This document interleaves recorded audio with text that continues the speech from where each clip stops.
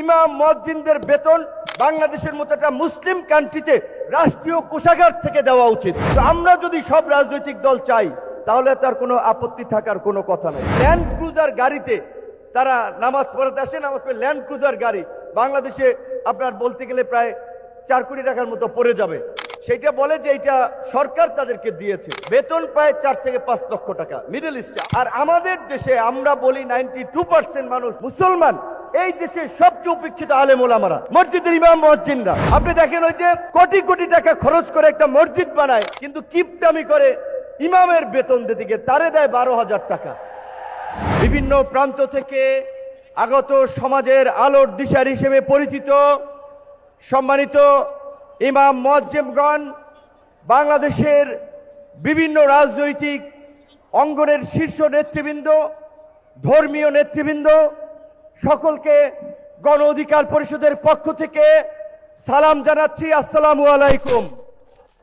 আজকের আমাদের জাতীয় ইমাম এবং মুয়াজ্জিনদের এই আজকের ঐতিহাসিক সমাবেশ এবং একটি ঐতিহাসিক মুহূর্ত, যেখানে বিভিন্ন রাজনৈতিক দল, এই দেশের ক্রিয়াশীল শীর্ষ রাজনৈতিক দল এবং বাংলাদেশের এই সময়ে সংকটকালীন জাতীয় ঐক্যের জন্য দেশের বাইরে থেকেও যিনি কাজ করে যাচ্ছেন, আমাদের রাজপথের আন্দোলন সংগ্রামের সারথি জনাব তারেক রহমান, বক্তব্য রেখেছেন জামাতের আমির, বক্তব্য রেখেছেন ইসলামী আন্দোলনের পীর সাহেব, এইখানে উপস্থিত আছেন অন্যান্য রাজনৈতিক দল, বক্তব্য রেখেছেন আমাদের রাজপথের সহযোদ্ধা, গণ অভ্যুত্থানের অন্যতম নেতা জনাব নাহিদ ইসলাম। এই যে বিভিন্ন রাজনৈতিক দলের নেতৃবৃন্দের একটি সম্মিলন, এইটা সম্ভব করেছে আমাদের এই সমাজের নেতৃত্ব পর্যায়ে যারা থাকে।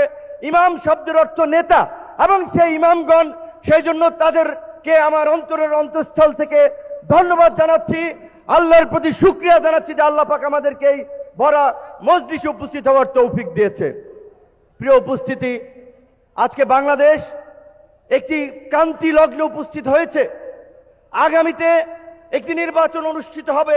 প্রকৃত অর্থে এই নির্বাচনের মধ্যে দিয়ে নির্ধারিত হবে আগামীর বাংলাদেশ শান্তির পথে ধাবিত হবে নাকি সংঘাত সহিংসতার পথে পরিচালিত হবে।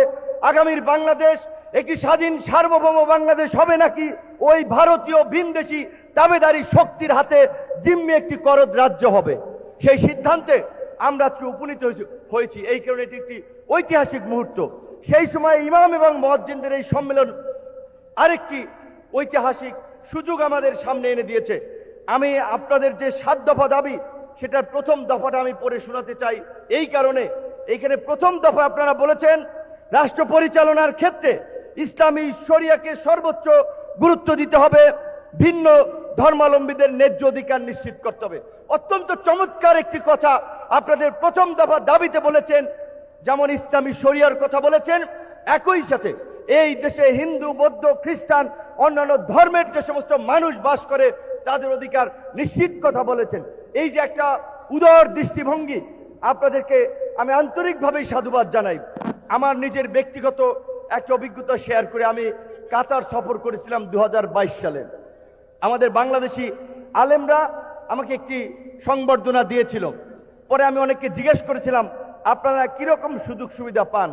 বেশ কয়েকজন আলেম তাদের ল্যান্ড ক্রুজার গাড়িতে তারা নামাজ পড়াতে আসে, নামাজ পড়ে ল্যান্ড ক্রুজার গাড়ি বাংলাদেশে আপনার বলতে গেলে প্রায় 4 কোটি টাকার মতো পড়ে যাবে। সেইটা বলে যে এটা সরকার তাদেরকে দিয়েছে। তারা একটা বাড়িতে থাকে। আমি 1-2 আলেমের বাসায় দাওয়াত খেয়েছি। ওই একটা বাড়ি, সেটাও মোটামুটি সুন্দর, বেতন প্রায় 4 থেকে 5 লক্ষ টাকা মিডল ইস্টে। আমাদের দেশের হাফেজরা, আলেমরা। আর আমাদের দেশে আমরা বলি 92% মানুষ মুসলমান। এই দেশে সবচেয়ে উপেক্ষিত আলেম ওলামারা, মসজিদের ইমাম মুয়াজ্জিনরা। আপনি দেখেন ওই যে কোটি কোটি টাকা খরচ করে একটা মসজিদ বানায়, কিন্তু কিপটামি করে ইমামের বেতন দিতে গিয়ে তারে দেয় 12,000 টাকা। নাকি কথা ঠিক কিনা? মুয়াজ্জিনের বেতন দেয় 7,000 টাকা। তো বর্তমানে এই 10-12 হাজার টাকায় কিংবা এই 8-10 হাজার টাকায় ইমাম মুয়াজ্জিনদের সম্মানজনকভাবে পরিবার নিয়ে চলাফেরা যায় না, ভরণ পোষণ হয় না। এইখানে বিভিন্ন রাজনৈতিক দলের নেতৃবৃন্দ তো অলরেডি কমিটমেন্ট করেছে যে আপনার জামাতের আমির, ইসলামী আন্দোলনের পীর সাহেব, আশা করি আমাদের তরুণ প্রজন্ম থেকে শুরু করে দীর্ঘদিনের আন্দোলন সংগ্রামের সারথি জনাব তারেক রহমানও তার বক্তব্যে বলবেন আপনাদেরকে তার সরকার তারা কি করতে পারে আপনাদের জন্য। তো আমরা মনে করি ইমাম মুয়াজ্জিনদের বেতন বাংলাদেশের মতো একটা মুসলিম কান্ট্রিতে রাষ্ট্রীয় কোষাগার থেকে দেওয়া উচিত। সেই দাবি জানিয়ে আমি সকল রাজনৈতিক দল কথা বলেছেন। তো আমরা যদি সব রাজনৈতিক দল চাই তাহলে তার কোনো আপত্তি থাকার কোনো কথা নাই। রাষ্ট্রের কত কর্মকর্তা কর্মচারী একজন পদ আছে, সেখানে নিচ্ছে 3 জন। সুতরাং ইমাম মুয়াজ্জিনরা যেন একটা মর্যাদার সাথে জীবনযাপন করতে পারে এবং সমাজের, বিশেষ করে যেই কথাটি আমাদের সিনিয়র নেতৃবৃন্দ বলেছেন যে মসজিদে নববীর উদাহরণ দিয়ে রাষ্ট্র পরিচালনায়, তো আজকের আমরা যে নতুন বাংলাদেশ বিনির্মাণ করতে চাই, গণ অভ্যুত্থান পরবর্তী বাংলাদেশ, সেই বাংলাদেশে আমরা সুদ, ঘুষ, দুর্নীতি, অনিয়ম, অবিচারকে আমরা চাই না। সেই বাংলাদেশ বিনির্মাণ করার ক্ষেত্রেও আমাদের এই ইমাম সমাজকে নেতৃত্ব দিতে হবে। আপনি একবার চিন্তা করেন, 5 ওয়াক্ত নামাজে আমরা মুসলমানরা মসজিদে মিলিত হই। শুক্রবার জুম্মার দিনে রাস্তার সড়ক আপনার লোকে লোকারণ্য হয়ে যায়। এই সড়কের এই জুম্মার খুতবা থেকে এই জুম্মার দিন যদি আমাদের ইমাম সাহেবরা সমাজে চলমান অন্যায়, অবিচার, ঘুষ, দুর্নীতি এগুলোর বিরুদ্ধে বক্তব্য দেয়, তাহলে তো এই সমাজে দুর্নীতি, দুঃশাসন, অন্যায়, অবিচার চলতে পারে না। তো আমি আমার ইমাম মুয়াজ্জিনদের প্রতি সেই আহ্বান রেখে আমি আমার বক্তব্য শেষ করছি। আল্লাহ হাফেজ, আসসালামু আলাইকুম।